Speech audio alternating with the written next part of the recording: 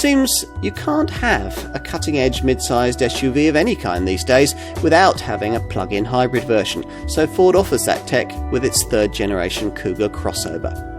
There are the usual PHEV calling card features here, a 35-mile all-electric driving range, a super low benefit-in-kind taxation rating, and a rather high sticker price, built into a package that should feel a touch more dynamic than most of its rivals. Unlike the mild hybrid model in the Kuga range, which is a 2-litre diesel, this PHEV is petrol-powered.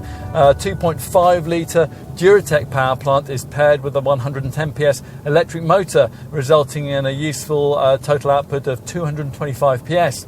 The electrified element of the whole setup is powered by a decently sized 14.4 kilowatt-hour lithium-ion battery, and the whole shooting match is mated to a CVT automatic gearbox.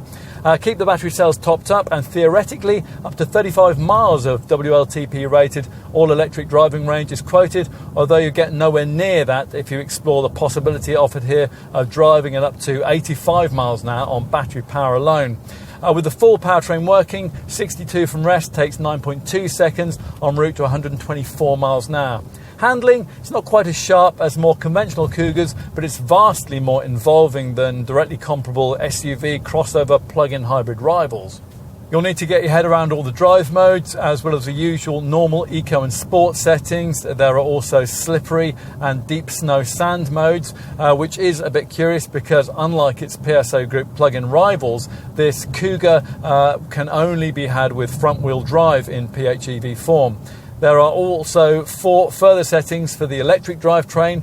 EV Now focuses the drivetrain on all-electric output. EV Charge rather inefficiently tops up the battery using the engine, and EV Later holds the current state of charge so that you can save it for the urban driving that you might want to do later on in your trip. Most of the time, though, you'll be simply leaving the car in EV Auto, where the clever electronics determine the most efficient use of engine and battery power. You can boost brake regeneration and therefore energy harvesting by clicking on an L button on the gear selector, and various drive system readouts, EV Coach, Eco Behaviour and Electric Efficiency combine with the available Eco Drive Mode setting to help you to drive more frugally. The quickest that you'll be able to recharge from empty is in 3.3 hours from the 7.4 kilowatt garage wall box that Ford offers at extra cost. Another thing a PHEV buyer would have to keep aside some cash for. A standard domestic 3-pin plug will charge the car in around 6 hours. The WLTP rated combined cycle fuel figure is up to 201.7 mpg, and there's a quoted WLTP CO2 return of 32 grams per kilometre that makes possible this plug-in variant's low 10% benefit-in-kind taxation rating. That's in year 1, it's 11% in year 2 and 12% in year 3. There are no really obvious visual giveaways that this plug-in variant is the PHEV model in the range, unless you're sharp-eyed enough to spot the extra flap for the charging point. If you're not familiar with this third-generation design, you'll find it to be significantly bigger than its predecessor, 44mm wider and 89mm longer, with the wheelbase increased by 20mm.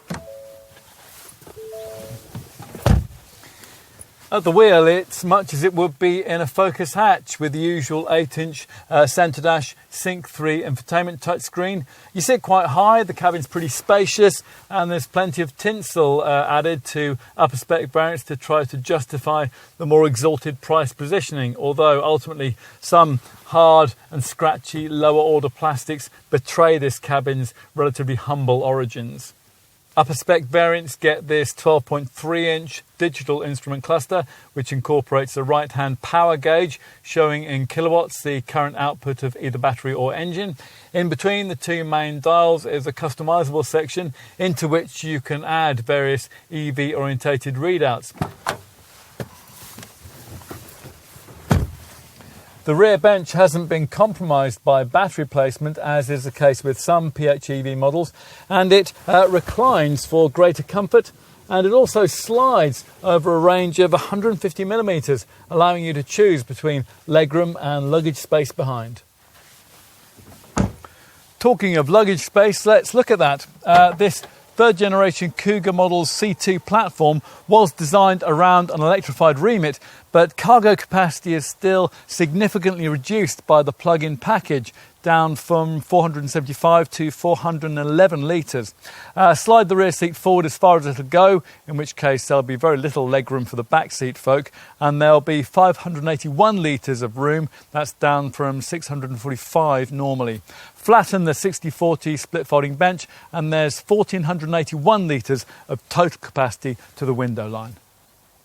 This Kuga certainly required wider appeal if it was to expand its market share and push itself up market, and this third generation model's extra full hybrid drivetrain options delivered just that.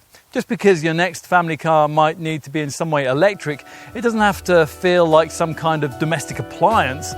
Ford knows how to create something better, and it shows with this car.